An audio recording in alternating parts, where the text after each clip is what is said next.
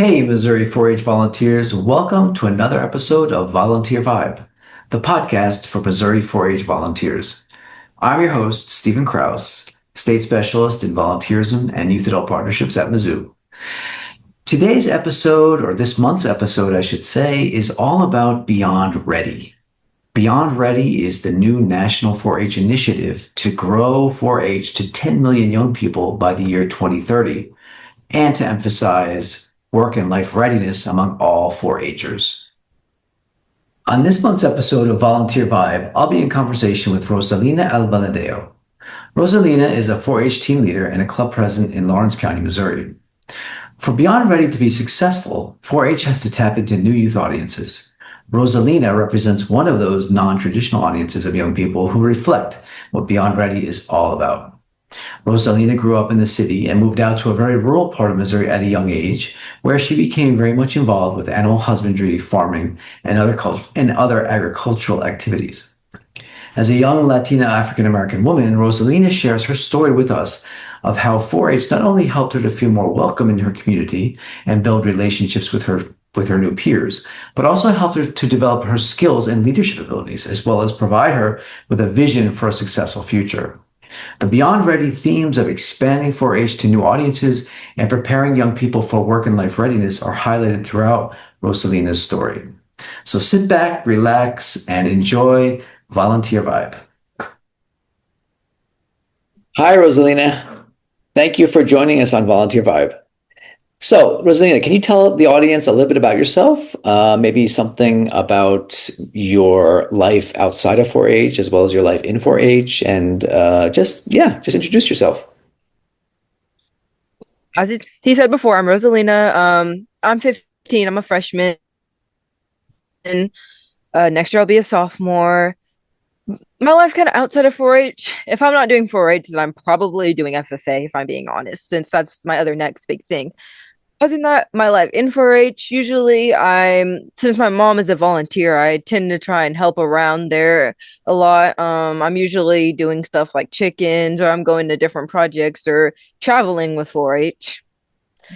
And sometimes I suppose if I'm not doing any of that, then maybe I'm just talking to somebody else who's like involved in 4-H. Great. So how long have you been in 4-H altogether, and what is your current role in 4-H? My current role in 4-H, as of right now, for my group personally, is I'm the president of my group. I've been in 4-H for about 5 years, and then I've been the president for 4. Okay. And what's the name? It's a club, a 4-H club, Mhm. community club. What's the name of the club? Mount Comfort. Well, great. So how did you originally get interested in 4-H? Well, my mom told me about it one day. I think it was in about 6th grade when she told me, and I was not exactly interested at first, but after a while, when I went to the meetings and I started meeting people, it became relatively like fun. And then when I started finding out my passion for certain animals and just certain things I never knew I would like, I slowly but surely, started getting even more involved in 4-H. And so now I'm just happy I was able to like have that chance to be in 4-H. So you mentioned your work with animals and your love of working with animals. Was that because of 4-H, or did you have that before you got into 4-H, or how did that come about? Way long ago, like probably around like 2nd or 3rd grade, I started wanting to be a veterinarian. So I really, really liked doing anything with animals. And then later on in life, when I joined 4-H, I learned that maybe being a veterinarian wasn't my thing, but I also learned I still really enjoyed certain animals. Like I really love sheep. And so I personally am like doing stuff with sheep now. And I also do chickens every once in a while. Great. How has your work with animals, I'm just curious, how have those experiences sort of helped you as a young person in terms of your development and learning new skills and stuff like that? Well, I would say personally that it definitely taught me things I didn't know. Because before this, I didn't exactly grow up on a farm most of my life. But then when I kind of started being on a farm more and then seeing all these different animals and having to help feed them, like take care of them, deworm them, all this stuff, I just started learning things about animals I didn't even know. And I feel like that just helps me as a person understand like agricultural more than I would have if I didn't like go down this path. Okay. And what's it been like leading a 4-H club? What do you like most about being a leader? Well, what most I love about being a leader is probably after doing all these different experience, going back to my club and being able to tell all these people and be like, so that maybe they can get into it as well. That's probably my favorite part because I want other people to enjoy what I've been enjoying and find passions that maybe they didn't know they had. Great. And what kind of skills do you think being a leader in 4-H has helped you to sort of develop or acquire? Definitely made me a bit more talkative and outgoing than I used to be. It definitely kind of, I feel like it builds my character more. It makes me want to do more stuff.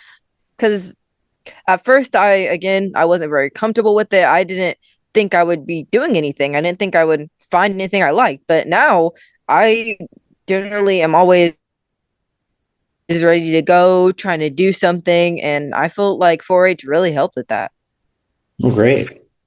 So I don't know if you're familiar, but 4-H is now embarking on this national program called Beyond Ready, and we're trying to, throughout the country, we're trying to expand 4-H to 10 million young people, which is a huge number, right? Because we're already about a little over 5 million nationwide. So that's almost Oh, double. wow.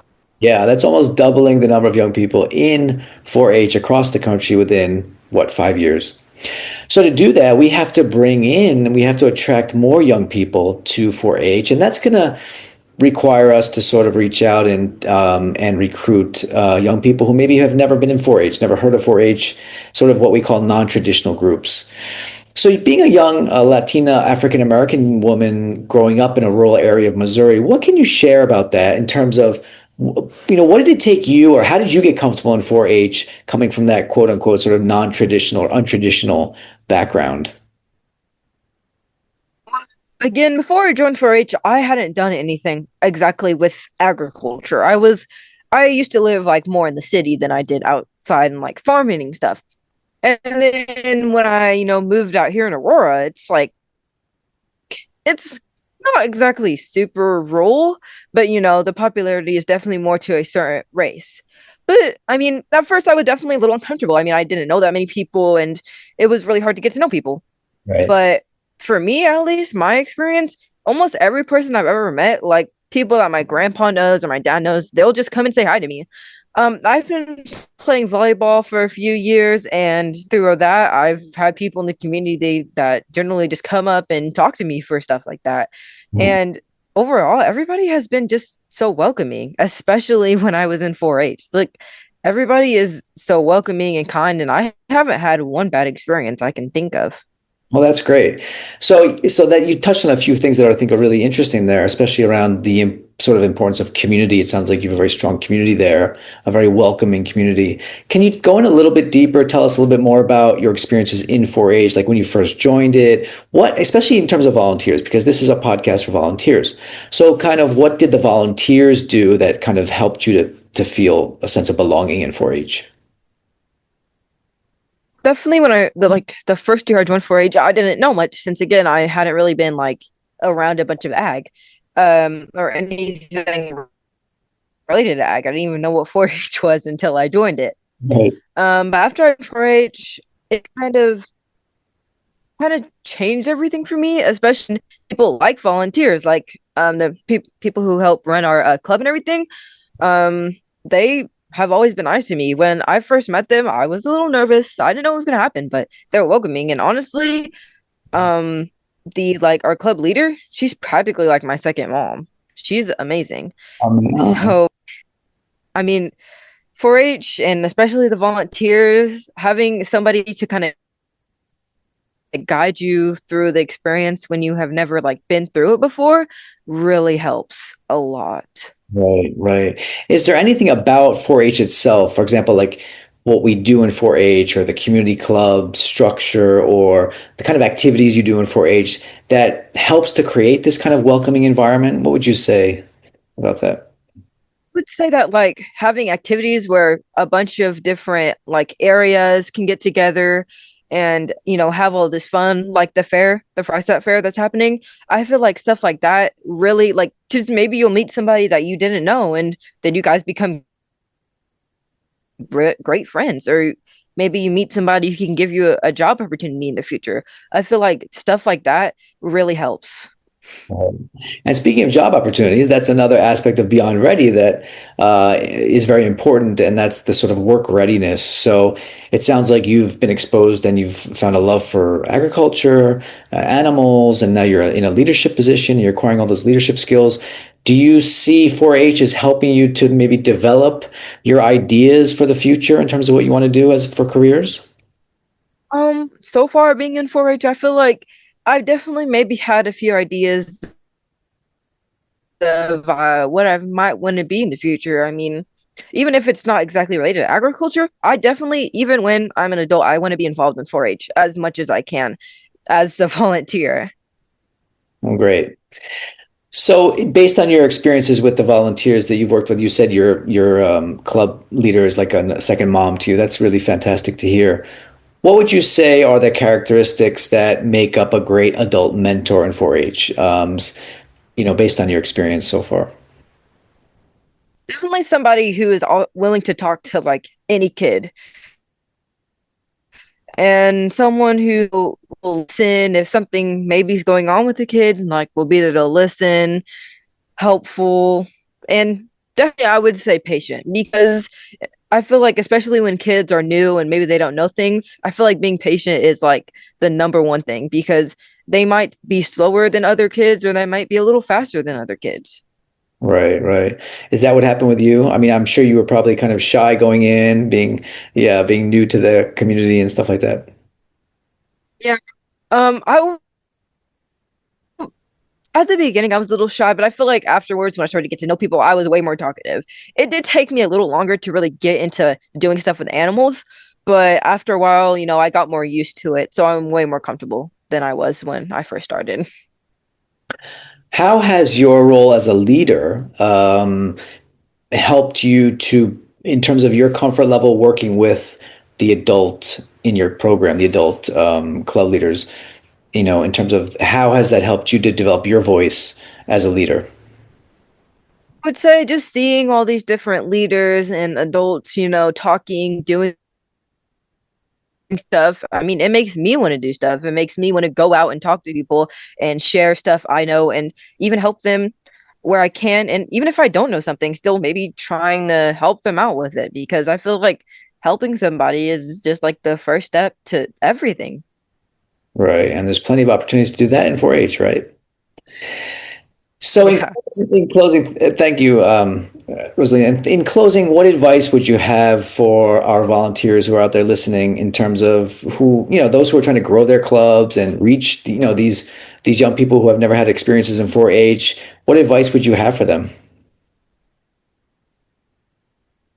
Well, I would just say that, like, if you see a kid that you might think is interested in it, then like talk to them, because not all kids are gonna go out and be ready and be able to like speak their voice.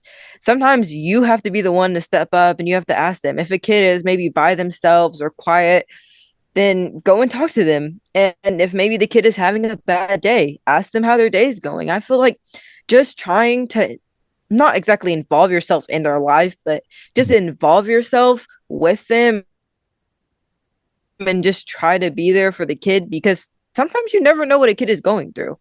I feel like that really helps them like feel more comfortable and honestly want to do more stuff in 4-H, because it's like, hey, these people care about me, I'm and I feel like maybe if I give this a try, maybe I'll like it, and maybe I'll actually have fun. Maybe I was wrong about something. Like I feel like just in general, just being a nice person and trying to look out for others is like the biggest thing. Right. So it sounds like from your experience that it really doesn't matter what background young people come from, they can all find a place in 4-H. Would that be accurate to say? Yeah, 100%. So, in closing, I said in closing before, I'm going to say in closing this time. In closing, what's next for you? What kind of plans do you have in terms of 4-H? What's next? Oh, I still have a while in 4-H. Right now I've been doing a few interviews and things because I'm maybe going to be going to Atlanta this year for that conference. Other than that, just maybe I definitely like the business side of agriculture, and I'm hoping that through 4-H I can find more things. And especially, I love traveling. I love going new places, learning new cultures, all of that. And that is probably one of the biggest things for me for 4-H because I heard that they have like this transfer student thing that they have in 4-H. And so around probably my senior year, I really hope to be able to do that. Well, great. And I hope you are able to do that. That'd be fantastic. Well, thank you very much, Rosalina, for being with us today on Volunteer Vibe. We've really enjoyed talking with you, even though it's been brief. And we wish you all the best in your future endeavors, both in 4-H and outside of 4-H. Really great. I love being here. Great. Okay. Take care. Bye bye. Bye.